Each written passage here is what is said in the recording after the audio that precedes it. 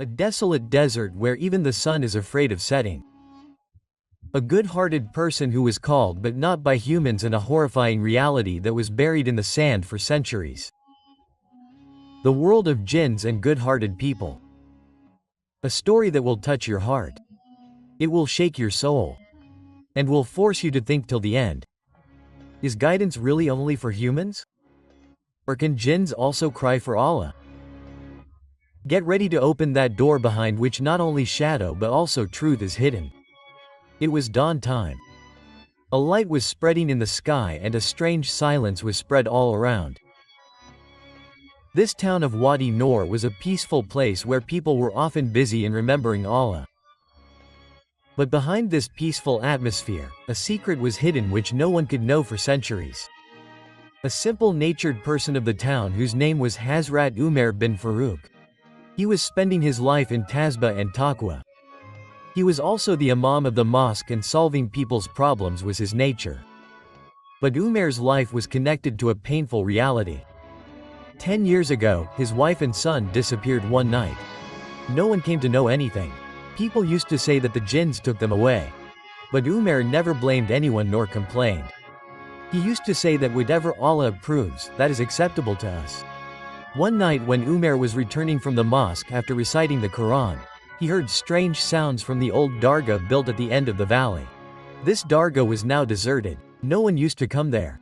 It is said that this dargah belongs to a saint of Allah who used to talk to the jinns.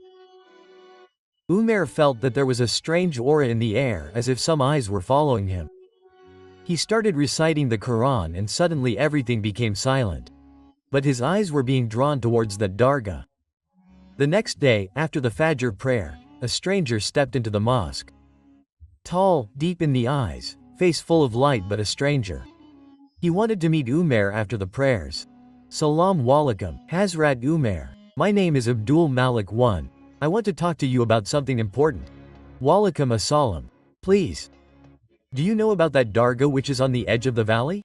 Umar was a little surprised. Yes. But why are you asking? Because I have heard a voice from there. Your son's voice. Umar's heart started pounding. He was shocked. But he controlled himself. What are you saying? I know it is difficult to believe. But I myself am an Anjanin and I am a helper of humans. Umar could not believe it.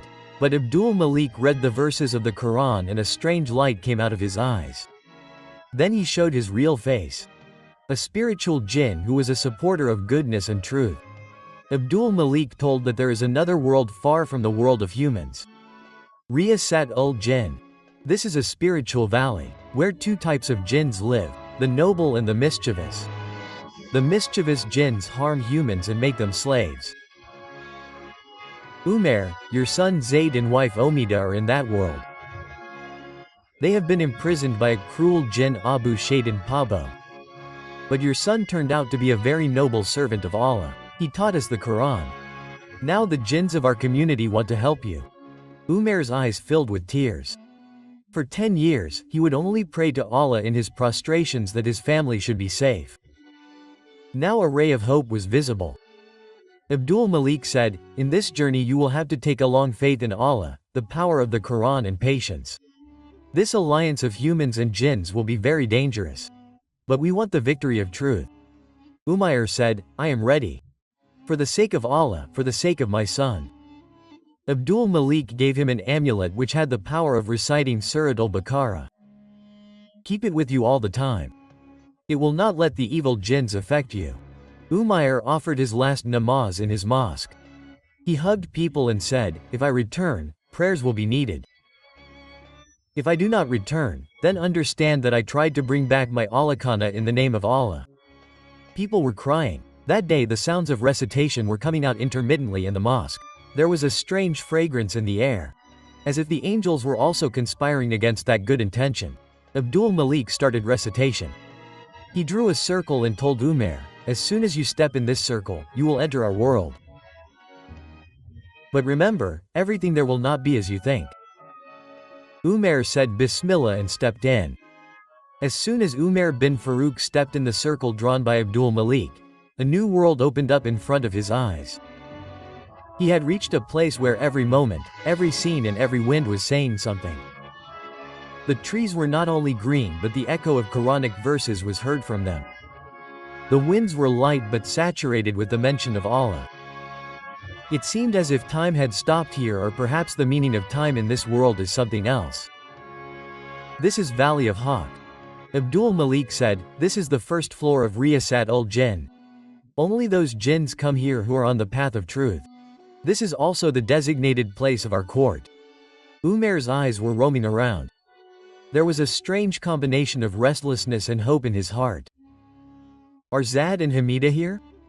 No. Abdul Malik bowed his head regretfully. They are imprisoned in the Valley of Satan. Valley of oppression. But to save them, first we need the permission and order of the court. Abdul Malik took Umair to a divine building, seeing which human eyes would be dazzled. The building was like an old mosque, but its walls were made of light. A board was hanging outside it, on which was written Adalat Ilmo Haqqa, only for those who fear Allah. As soon as both of them entered inside, the doors started opening automatically. There was a big hall in which verses from the Quran were written on the walls. Jinns were sitting in every corner. Some old, some young, all had a light and the light of rosary on their faces. A number of jinnats sitting in different rooms were looking at Umair carefully. Suddenly a voice echoed. Abdul Malik, did you take permission to bring a human to the court? Abdul Malik bowed his head and replied, Hazrat Tahir al-Jinn is present. This human is the same pious person whose son and wife are imprisoned in our world. He has come to free his family from the captivity of the cruel Abu Shaitan. Hazrat Tahir looked at Umair. There was depth on his face, relation of age and the God of knowledge. Do you swear that in this war you will keep the intention of only truth and justice? I swear in the name of Allah. Umair said that my aim is not only to bring back my wife and child but also to free the innocent from that cruel person. Tahir al-Jinn shook the beads of his rosary and waved a Noorani decree in the air. That order turned into golden light and then came into the hands of Abdul Malik. This is the order of Haqqa. Now you can enter Wadi Zulm. But remember, Abu Shaitan attacks not only with power but also with cunningness and mischief. After this, Umair was given 3 spiritual jinns who will protect him. 1 Jibril al-Haqqa, who is expert in recitation and can hear the voices of jinnat. 2 Mahira bint Noor, a Noorani jinniya whose spiritual powers can stop the satanic magic. 3 Ayaz al-Sabr, a strong jinn who is expert in physical fight. Now start the journey. Tahir said, and may Allah be your companion. It was night time when the 4 left Wadi-e-Haq and headed towards Wadi Shuba. This was a place which comes before Wadi Zulm. Every scene here was a mirror of deception. Trees were visible but in reality there was smoke. Water was visible but thirst and jealousy were hidden in it. Suddenly a polite jinn came in their way who was dressed in white and was seen reciting verses from the Quran. He said, wait, you are going on the wrong path. I am a servant of Allah and can show you the right path. Umair and Mahira hesitated a little, but Jibril closed his eyes and heard something and suddenly shouted, he is a liar. His recitation is not tune, it is a conspiracy. The jinn turned into a poisonous thing and attacked. Ayaz moved forward and attacked him with the spiritual lightning of the sword. Mahira recited towards him and burnt him to ashes. This was the first deception. Abdul Malik said, Abu Shaitan's magic has begun. As they moved forward, the winds became heavy. With every step it felt as if the burden on the ground was increasing. At last they reached the border of Wadi Zulm. There was a big door made of black stone on which it was written that only those can enter here who have pure intentions and patience in their hearts. Abdul Malik looked at Umar. Are you ready? Now, beyond this door, there is only a battle between truth and oppression. Umar touched the amulet, bowed his head and recited Bismillah and moved towards the door. When Umar bin Farouk crossed the door, there was a world in front of him which was completely different from before. In comparison to the freshness and light of the Valley of Truth, everything here was covered in shadow. Dark clouds in the sky, burnt sand on the ground and a strange suffocation in the atmosphere. This was the Valley of Oppression, where the cruel jinn Abu Shaitan ruled. Abdul Malik bowed his head and started reciting the Quran. There was a spiritual power in his voice which was tearing apart that dark atmosphere. Umar also prayed and everyone continued the journey holding each other's hands.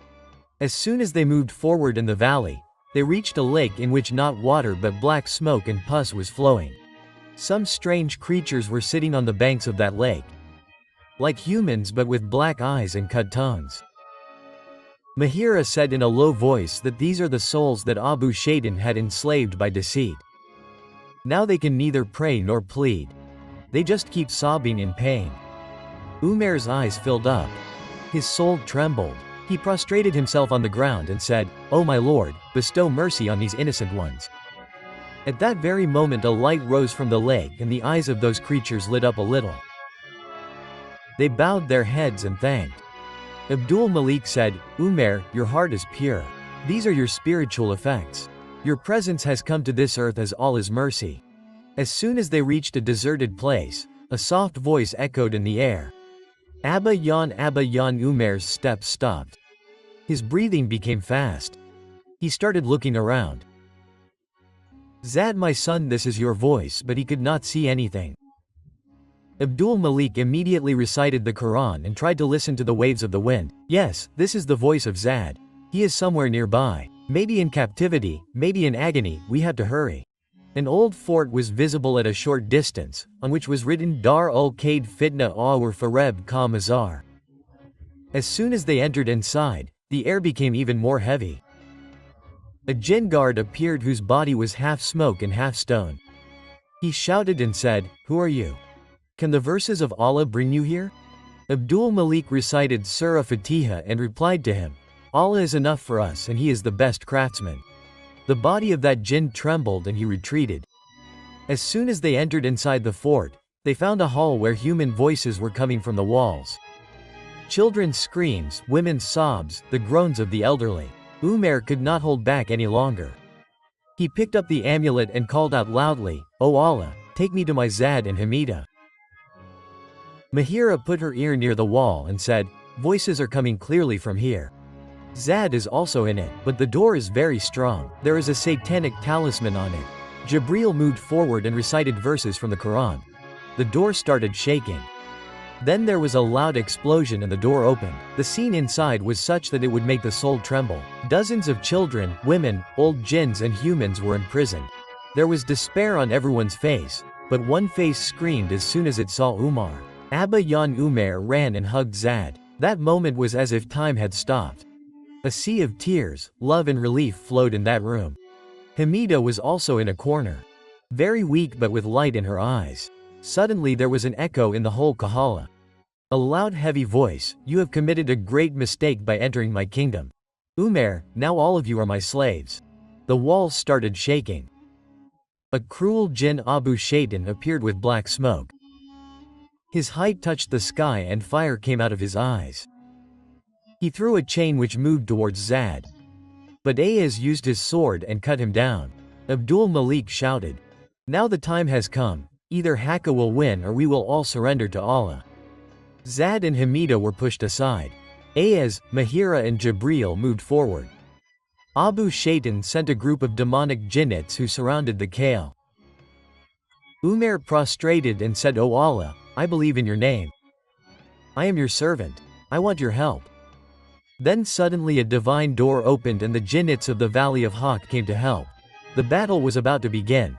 Swords, recitation and spiritual powers were face to face. When swords flashed in the darkness and the sounds of recitation echoed, the Valley of Oppression trembled. Abu Shaitan ordered his army of Shaitans.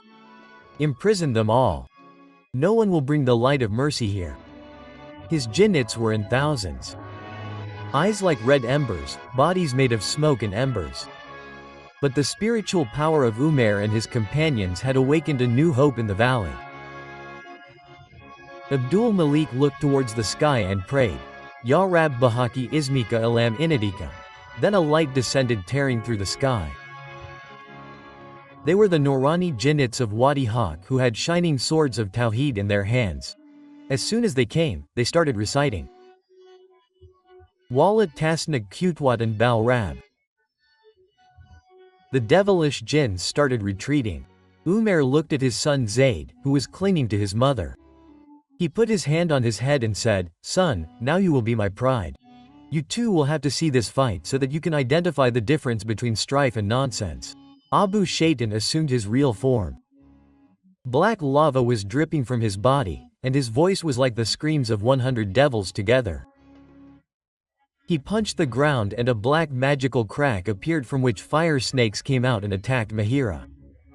Jibreel immediately swung his sword and recited the mantra. In that moment, those fire serpents turned into ashes. But Abu Shaitan's eyes were filled with anger and shame. He said, "I have been learning talismans for 1,000 years. You people cannot stop me." Abdul Malik replied, "By Allah, your deceit will end today." The war had gained momentum. Ayaz killed 10 demonic jinns, but his body was full of wounds. Finally, a demonic jinn stabbed him in the back. Ayaz fell down. Umair ran. Ayaz smiled and said, "Death was inevitable one day. But I was blessed with martyrdom in the path of Allah. Give my regards to Zad, may he walk on the right path." Umair closed his eyes and looked towards the sky. "O Lord, I have to complete this war. I will return only after repaying my brother's debt." Abu Shaitan recited a new talisman. His mouth opened and Hamida's form came out of it. But her eyes were red. "Umair, save me. I am dying." Umair took 2 steps forward. But Mahira stopped him. "This is a deception. The real Hamida is on that side. Satan wants to play with your emotions." Umair immediately recited surnas and the fake Hamida turned into smoke. Abu Shaitan screamed, "You turned out to be a true servant of Allah, but now I will separate you from your soul." He recited one last talisman which caused a black storm. Darkness spread all around. Abdul Malik and Mahira fell down. Jibril was also injured. Umair was standing alone. He picked up the amulet and placed it on the ground. "O Lord, if my life can be a mercy for this valley, then sacrifice me but save all of them." Just then a light came out from the ground. The amulet burst and light came out from it. That was the effect of Zad's prayers which he had prayed every day in remembrance. That light grabbed Abu Shaitan. He did not scream, "This is not possible. This cannot be light." Umair picked up his sword. He recited a verse from the Quran. He uttered the words Kuljul Hakuf Jakal Battle Einal Battle and made the final attack. Abu Shaitan's body exploded and he flew away as ashes. His army was scattered. The valley of oppression was now becoming light again. The walls started falling. The air became pure and the lake which had smoke was now filled with clean water. Abdul Malik fell in prostration. Mahira looked towards the sky and said that Allah definitely helps those who are on the right. Zad ran and hugged Umair. "Abba Yan, you saved me." Umair bowed his head. Tears started flowing from his eyes, but they were tears of relief. Hamida also came near and held his hands. Rezer's loneliness had now become relief. After Abu Shaitan's defeat, Jinn felt light in his world for the first time. But Umair still had a restlessness in his heart. He knew that this war was just a destination, not a purpose. It was now his biggest duty to light the flame of truth and religion in the hearts of those who were not. When Umair came out of the valley of oppression, he was accompanied by Zad, Hamida and Abdul Latif. All 3 were tired of the journey. But a strange peace was visible on their faces. "What to do now?" Zad asked. Umair looked towards the sky where the dark clouds had dispersed and the sun was giving emotions to the earth with its rays. "Now we have to explain to those who have been told the truth about which they were kept unaware." Umair replied. Hamida said softly, "But this will not be easy. They have been misguided for centuries. They believe in the words of Abu Shaitan." Umair smiled. "But truth has such power that it bows hearts. And if we move with good intentions, Allah will help us." A large group of those who were present on the edge of the desert. The news of Abu Shaitan's defeat had spread like wildfire. But good wishes remained in their hearts. Umair moved forward. He also picked up a Mashaf Quran in his hand. He said in a loud voice, "O community of jinns, have you not thought that you have forgotten the one who created you? Abu Shaitan promised you and deceived you. But Allah's promise is true." The wind stopped. All the jinns were now turning towards his voice. We humans had also forgotten. But when we turned back to our Lord, He took care of us. Will you not follow the same path? Then an old jinn stood up. His name was Hashimdar, who had been a part of Abu Shaitan's group for centuries. If you are telling the truth, then show us a sign. Some proof that will remove the veils of our hearts. Umair went ahead and opened the Masahaf and started reciting Surah Rahman. There was a peace in his voice which went down like the fine particles of sand. The eyes of the jinns filled with tears on every verse. Some of them started pleading while prostrating on the ground. Hashim came to Umair trembling.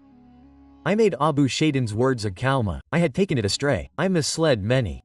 Is there forgiveness for me too? Umair hugged him. No one despairs of Allah's mercy. Come back. Hashim fell in prostration and recited the kalma there. Ashad Allah ilaha illallah wa ashad in Muhammadan Rasulullah. Then the rest of the jinns also gradually started following the same path. Now a new struggle began for the education and reform of the jinns. Umair established a school where Quranic education was imparted. And Hamida also became a convener. Abdul Latif taught the jinns the basics of thought and hadith. He would say that Abu Shaitan told you that humans are your enemies. But the Rasul said that both jinns and humans are servants of Allah. Both have been guided. Those jinns who were once misguided now read Tahajjud on these nights. They kept fasts during the day and behaved with each other with good morals. But then one day a mischievous jinn named Lahika returned to the valley. He was Abu Shaitan's closest agent who had escaped from the war. You will all fail. Humans have deceived you. He called out. Some young jinns came forward to support him. Umair stopped everyone at that time. It is the time of test. Now you have to act upon what you have learned. If someone goes astray, bring him back not by kicking but by prayer. Hashim came forward and said to Lahik, you are the shadow of Abu Shaitan. But now we have returned to the light. You also have a chance to come back. Lahik laughed and said, I am the beginning of the next storm, and he disappeared. Umair said to the jinns, every community has been tested, Bani Israel, Muhammad, and now you too. But the followers of Allah have always won with patience and prayer. Then Umair gathered everyone and held an istimak where everyone wept and repented. The sky was clear but their eyes were pouring like rain. O Lord, accept us and make us what you want. Now a new system had been established in Wadi Jinn. The sounds of sajda, recitation of Quran and examples of morality were present there. Umair was now ready to return. But those who said, you are our benefactor. Your home is in our hearts. Umair replied, I was just a medium. Guidance is Allah's reward. Now one of you should come forward and take care of this trust. The day of Umair's departure had come. Wadi-e-Jinn had now got a new identity. The shadows of Abu Shaitan had disappeared there and there was light everywhere. Those who organized a gathering for Umair to bid him a final farewell. Everyone's eyes were moist. Zad, Hamida and Abdul Latif had also now accepted this valley as their home. Hashim came forward and said, you not only gave us life but also guidance. Now if you leave, who will be our leader? Umair replied in a soft tone, a leader is one who awakens the love of Allah in every heart. Now the same flame has been lit in your hearts. Now you are each other's leader, not me. Then he sent a young Jinn Furasat Paas forward. Now he will be the trustee of this valley, who will decide only on the orders of the Quran and not on his own self. That very night when everyone understood that peace has been established forever, Lahika Pa returned. But this time he was not alone. He had more than 100 jinns with him, whose faces were like acid and eyes were on fire. We have decided that we will finish you all. Lahik shouted. Hashim replied, now we do not have swords but patience. We will not fight, we will just call you towards Allah. Lahik attacked. But at that time a surprising scene appeared. From one end of the desert, a beam of divine light emerged. That light spread like the wind and surrounded Lahik's gang from all sides. Umair closed his eyes and prayed in his heart. O God, this is your trust. Only you save it. Then a voice came from the sky. Lot Kaf Ina Makam, don't be afraid, I am with you. Lahik and his companions disappeared with a sigh. Only sand kept flying, but peace remained. After that storm, those who repented and swore never to return to misguidance. Hamida, who was earlier an ordinary girl, had now become the leader of the women of the Jinn. She would teach them Islam, purdah and respect. Zaid, who was once a victim of the devil's voices, had now become a spiritual soldier. He would teach every Jinn who was once imprisoned. Abdul Latif built a madrasa Mayar there. Jamia Noral Jinn and Umair left the valley one morning quietly, leaving all that behind. It is said that Umair went to the top of that mountain. Where he first heard the voices of the jinns, he prostrated there and said, "O Lord, you know I have conveyed your message. This valley is now yours. I am returning to that journey where it is possible to see you." And then no one saw Umair. Centuries passed. The valley is still there, in that corner of the desert where the sun sets late. But there is a silent peace of the jinns there now. Sometimes a Sufi feels the fragrance of that place as if the souls are still present in the prostrations. The voice of truth can be suppressed but cannot be ended. Repentance is for everyone, be it a human or a jinn. When a good person stands up for Allah from the heart, the whole universe becomes his helper. Knowledge, patience and prayer, these three are a bigger weapon than the devil. O Allah, include us also among the good people. Save us from every misguidance and keep us on the path of truth. Just as you showed the path to those whom you showed, show us the straight path too.